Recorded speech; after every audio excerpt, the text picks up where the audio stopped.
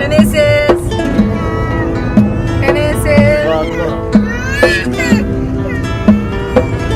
Nima bo'ldi? Ha?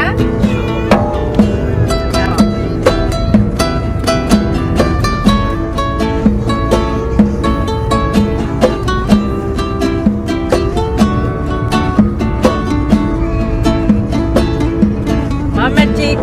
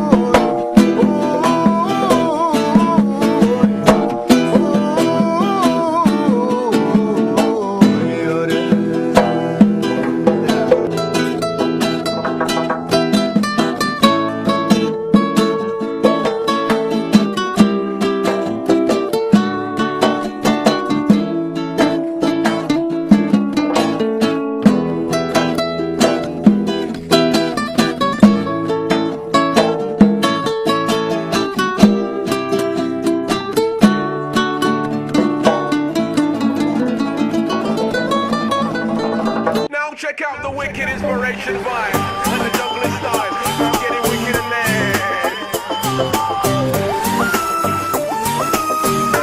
I'm getting in this right now.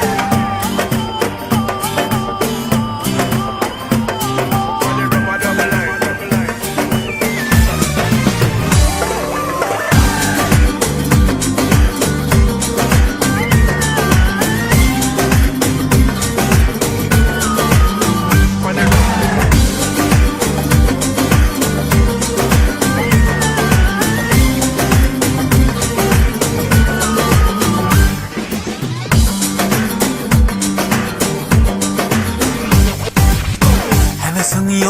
Hevesim yok Beğenlik gel, hevesim yok Beğenlik gel Şunçalik yat, haşamet sende Şunçalik yat, haşamet sende Şunca doluk tabiken güzellik sende Şunca doluk tabiken güzellik sende Şunca doluk tabiken güzellik sende Şunca doluk tabiken güzellik sende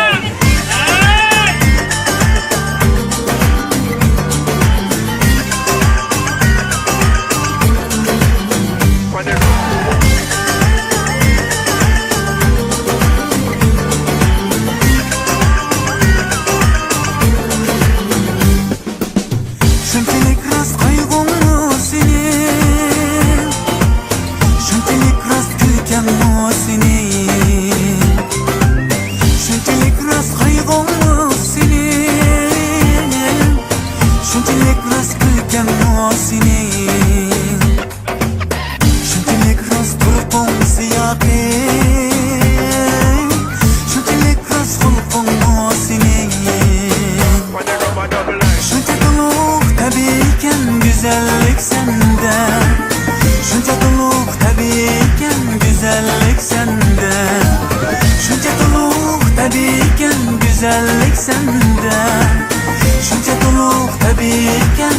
güzellik sende.